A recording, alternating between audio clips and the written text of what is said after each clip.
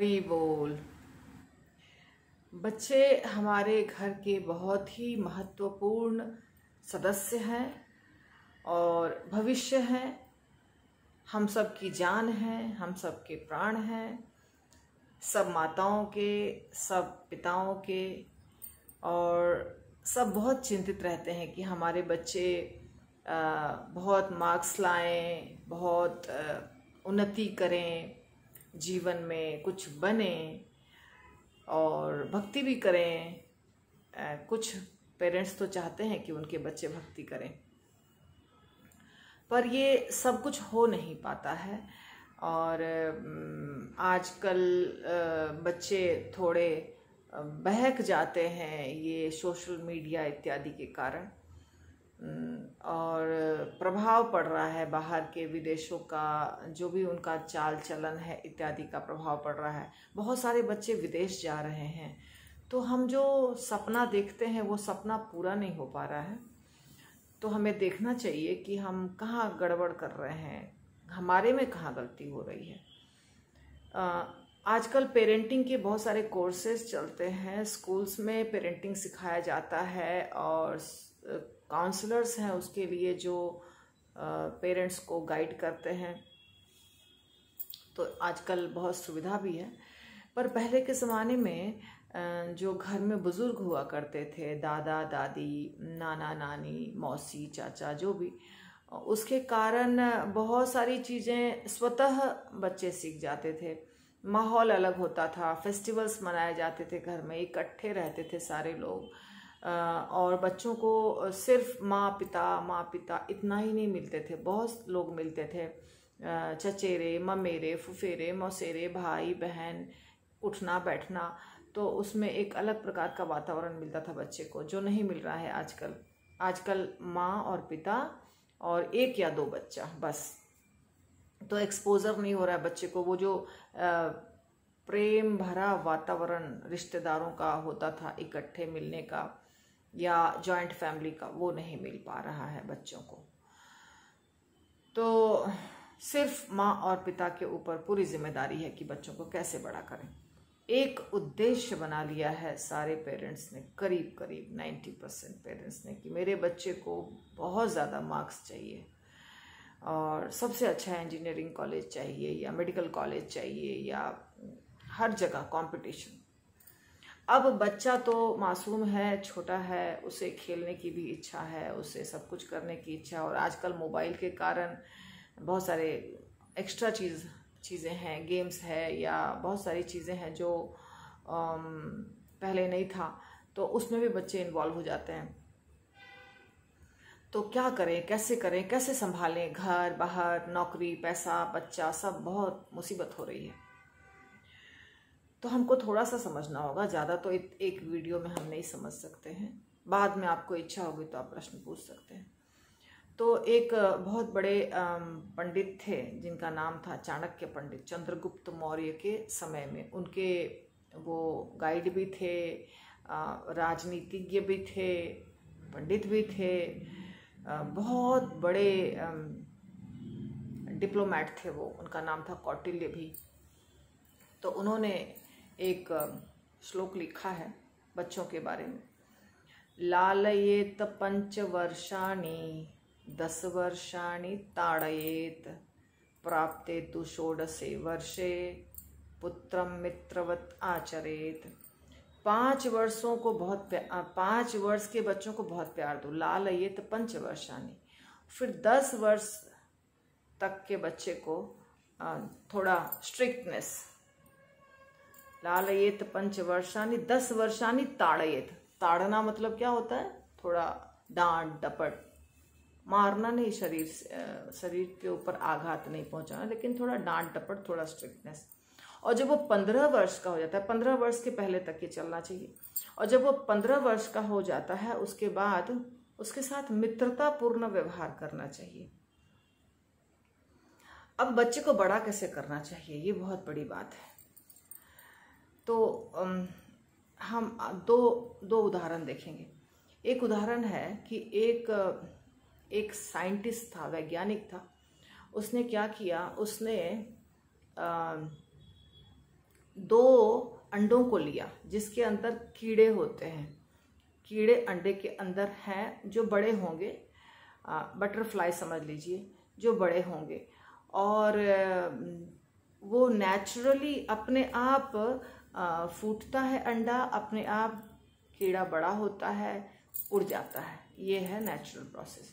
पर साइंटिस्ट ने क्या किया कि एक को छोड़ दिया वैसे ही अपने आप होने के लिए, और एक को क्या किया उसने कि जब वो दिख रहा था, मशीन से तो दिखता है कि अब वो कोशिश कर रहा है निकलने की, बड़ा हो गया है अंदर में, तो साइंटिस्ट ने उसके ऊपर के शेल को छेद कर दिया, तो वो कीड़ा बाहर आ गया। साइंटिस्ट ने उसको छेद करके निकाल दिया।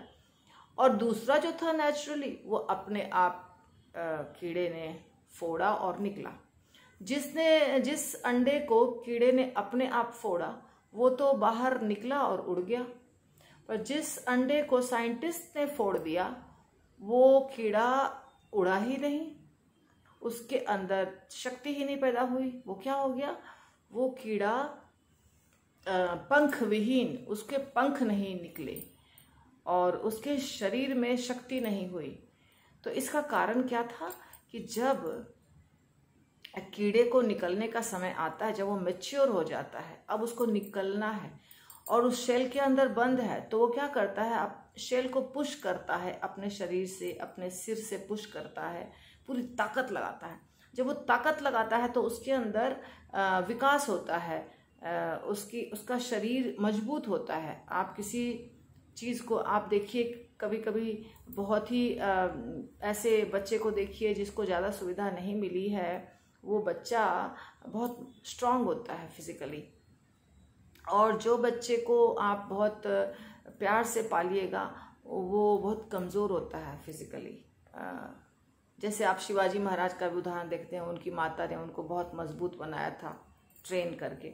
तो इसी तरह जो कीड़ा बहुत कोशिश किया, वो कीड़े के अंदर उसका सिर भी मजबूत हुआ और उसके पंख भी निकले, और जिसको साइंटिस्ट ने फोड़ दिया था वो ऐसा नहीं कर पाया, वो उड़ ही नहीं पाया, बाहर निकला और मर गया। तो ये एक उदाहरण है। और दूसरा एक और उदाहरण है कि 2 दोस्तों ने एक ही समय पे एक पौधा लगाया। एक पौधे को एक दोस्त ने बहुत अच्छा बीज दिया, पानी दिया, खाद दिया, और वो पौधा बहुत बड़ा हो गया। दूसरे ने उसको सिर्फ पानी दिया और कुछ ज़्यादा नहीं दिया। इसने फेंसिंग लगाया, उसने फेंसिंग नहीं लगाया। बहुत दिनों के बाद दोनों पेड़ बड़े हुए, लेकिन एक पेड़ बहुत अच्छा दिख रहा था, हरा भरा बड़ा सा, और दूसरा पेड़ छोटा दिख रहा था, ज़्यादा हाइट नहीं हुआ, उसका वृद्धि नहीं हुई ज़्यादा, उसकी ऊंचाई नहीं बढ़ी, मोटा ताजा नहीं हुआ। लेकिन जब तूफान आया तो जिसको बहुत खाद पानी मिला था वो पेड़ गिर गया, और जिसको खाद पानी ज़्यादा नहीं मिला था वो पेड़ मजबूत रहा। तो दोनों ने चर्चा किया कि ऐसी क्या बात हुई। तो पता चला कि जिस पेड़ को इसने फेंसिंग लगा दिया था, खाद डाला था, देखभाल किया था बहुत ज़्यादा, वो पेड़ का जड़ मजबूत नहीं हुआ था, क्योंकि उस पेड़ को सब कुछ रेडीमेड मिल रहा था।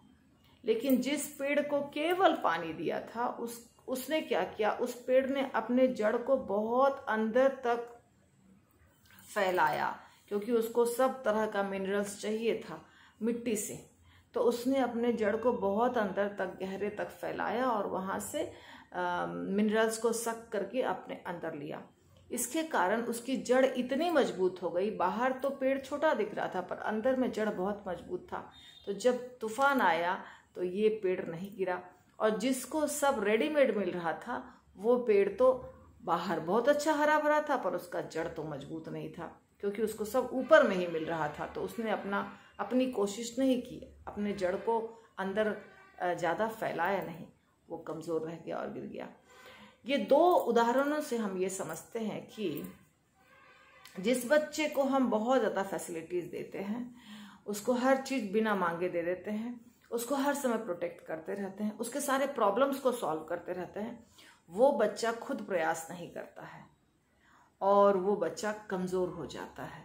उसको जब भी जीवन में कोई समस्या आएगी तो वो देखता है कि कोई दूसरा व्यक्ति उसके समस्या को सॉल्व कर दे, वो अपने आप सब अपने जीवन की समस्या को सॉल्व करने के लायक नहीं सक्षम हो पाता है। तो ये समस्या हो गई क्योंकि हम बहुत ज़्यादा लाड़ प्यार किए और लाड़ प्यार करते रह गए, बड़े तक करते रह गए। यहाँ चाणक्य पंडित कर रहे हैं सिर्फ 5 वर्ष तक लाड़ प्यार करिए, इसके बाद मत करिए लाड़ प्यार, इसके बाद उसको स्वतः बढ़ने दीजिए और सिर्फ नज़र रखिए उसके ऊपर, दूर से देखिए कि वो कर पा रहा है कि नहीं कर पा रहा है।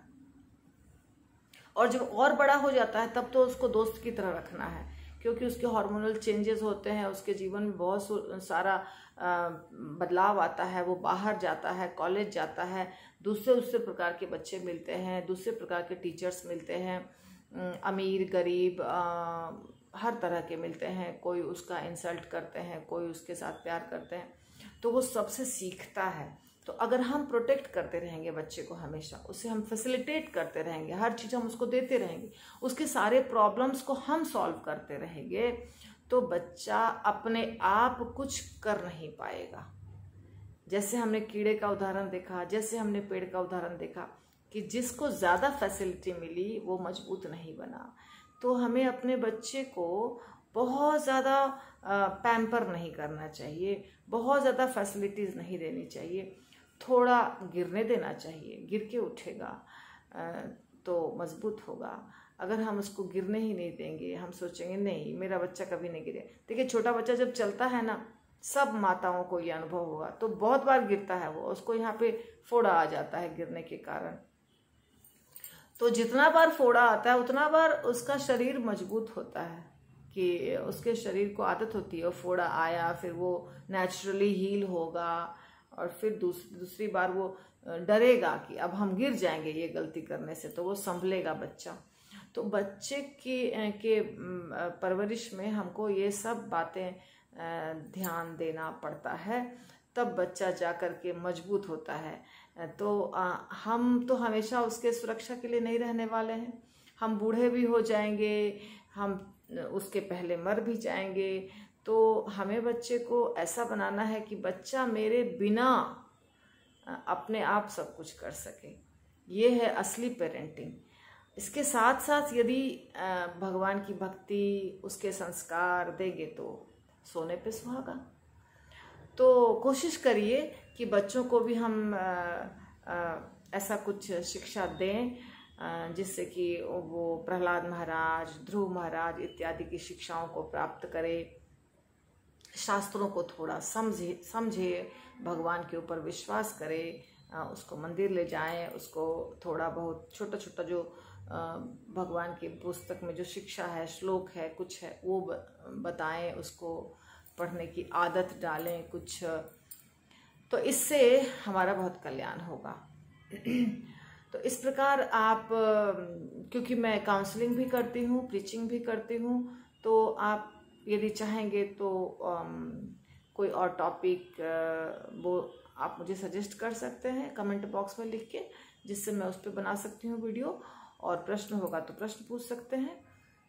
यदि आप फेसबुक पे देख रहे हैं तो मुझे पवित्र मंजरी देवीदासी के नाम से यूट्यूब पर भी देख सकते हैं, और अगर अच्छा लग रहा है तो सब्सक्राइब कर दीजिए या शेयर भी कर दीजिए ताकि बाकी लोगों को भी फ़ायदा हो, और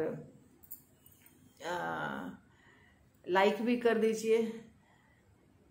तो ऐसा ही मैं आगे भी कोशिश करती रहूँगी कि आपके प्रश्नों का उत्तर दे सकूं या कुछ और इससे रिलेटेड वीडियो बना सकूं।